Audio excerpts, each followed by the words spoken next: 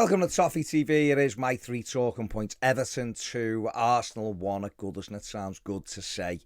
It definitely does. It's been a while since we've been able to talk about an Everton victory, but they've won it tonight with goals from Richarlison and a screamer from Gray at the end. It's a big win for Everton and an important win.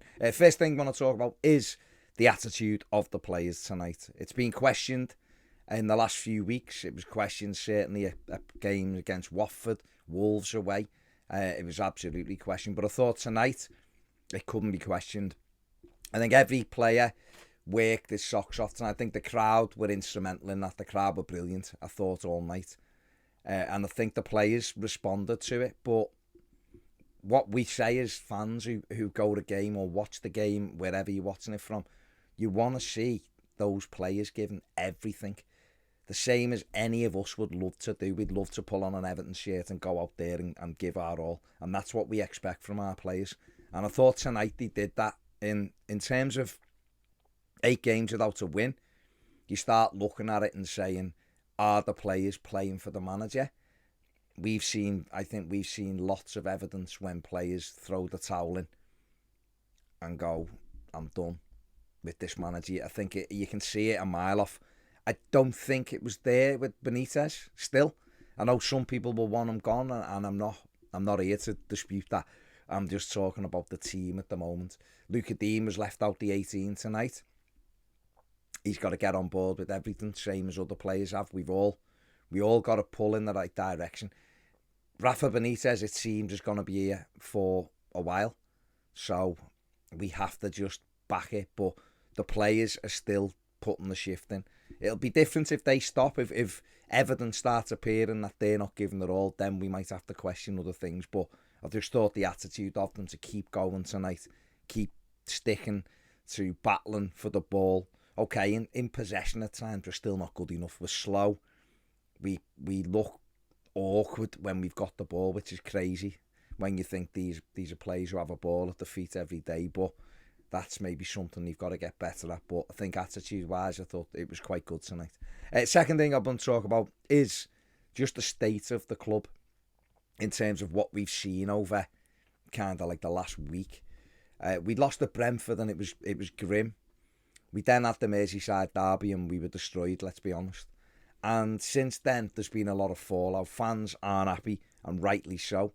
A lot of stuff on social media, the campaign for 27 minutes, but people just in general getting it out there that us as a fan base, we're just not happy with what we're being served up. And it isn't enough to just expect us to go every week to support year after year. There has to be some evidence. There has to be a plan. Now, Marcel Brands has ended up paying the price yesterday. He lost his job yesterday or resigned or whatever. But whatever happened, he is no longer Everton's director of football. Whether people agree with that, disagree with it, that's the way it is. It's a fact. He's not Everton's director of football. His statement kind of hinted that him and the club have different views, different vision. Now, it's difficult to talk about that vision when he hasn't spoken about it. He did an interview, I think it was something like 2 months before he started at Everton. He did an interview about the job when he was at PSV. But since he's been here, he's hardly spoken about what his vision is, what he wants to do, where we're up to. And I think that was an issue. I think that was a massive issue. Communication. Apparently he didn't want to communicate. We've spoken to people and certainly on this channel we wanted to speak to him. We know that other people wanted to speak to him, and he didn't want to talk to anybody, not even Everton's own media team, with regards to his vision. So that's an issue. If you're not telling everybody what your vision is, it's difficult to see what that is. But obviously it is concerning when you have a director of football saying my vision and the football clubs are totally different, or are different with how we move forward. Who's right? Is it Brands? Did he have this vision to build this young team with a young manager and Everton wouldn't let him? Maybe. And time will tell, I guess, or the more it comes out, whether he will speak, he'll probably sign an NDA with Everton, so we won't talk about it, because it could be very embarrassing if he started putting a few people in the place, maybe. But then maybe he wasn't the right man. Who knows? But he's not here now. And the reason I'm talking about this is because this has got to be an opportunity for Everton Football Club to pull its socks up, really. The fans aren't happy. We know that. We've seen it. You know, we see it on our channel. We see it on social media.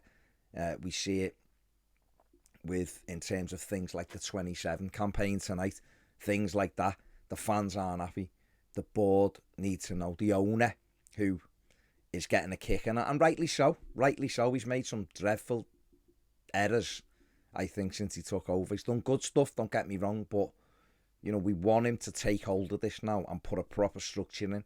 And whether that means replacing the CEO or whether it just means bringing another football person onto the board, but someone with a proven track record, or someone with a business track record of working at a real top company, big business. Maybe that's what Everton need to drive this whole thing forward. There's talk of replacing the the director of football. I don't know. Maybe they will. Maybe they won't. Who knows? A lot of people aren't happy that Rafa Benitez will be given more responsibility with that. That's just the way it is at the minute while we've got this owner. But I hope Everton use this as an opportunity to almost reset, because the fans are absolutely right to demand more. It's been disgusting, really. 27 years it'll be this season without a trophy. It's embarrassing, and especially when we've had money. We've been a fantastically well-supported football club, and they've not been able to deliver it for us. It's embarrassing. And the last 5 years have been nothing short of embarrassing, really, because they built to this point. When Mashiri come in, we finished 7th, and then we had 2 8th places, and we've had 12th and 10th, and who knows where we'll finish this season. So it's not going that way. It seems to be going that way, or certainly it's plateauing. So, you know, I hope they use this as an opportunity to really move the club forward, because we can't just continue, and fans won't just continue to put up with it. It's been proven that now, so let's hope they do it. And finally, let's just talk about Richarlison to finish off, because I thought he battled his socks off tonight for us. It would have been disheartening to him. The first goal, he could see how much it meant to him, and then it was ruled out. And then the second goal, again, and that one looked tighter, and he thought he'd done it. It would have been easy for him to throw the towel in a little bit. Sometimes he does, sometimes the toys come out the pram. But I don't think he did that tonight for us, and I thought he battled and worked hard, and he got his reward, you know, by scoring what would have been a hat-trick goal to equalise for us. And he battled and toiled and was a real threat to them all night. And even after Gray's goal, he set up what should have been the third goal for Everton for Alex Iwobi, only fluffed his lines, but he done brilliantly. Richarlison held it up, waited, battled Gabriel, moved him out the way, laid it into Iwobi, and he should have smashed it in for 3-1 and killed the game, and he missed it. But Richarlison was excellent tonight. I give Michael Keane man of the match, because I thought he had a really good game, and I thought Decore had a good game, got better, but Richarlison was definitely up there in that conversation for me, absolutely. And I was just delighted that he just kept going, because it wasn't his night for so long, and you know, he could have let his head drop and mightn't have been alive to the Damari Gray one that hit the bar, which he steered it over Ramsdale brilliantly to get us that equaliser. So fair play to Richarlison. It's always good to finish on a positive. They're my 3 things. Let me know what you think in the comments section below. If you're never Tony, just enjoy it. Feels great to win a game of football. But thanks for watching. Give the video a thumbs up, subscribe if you haven't. Have a great night. See you later.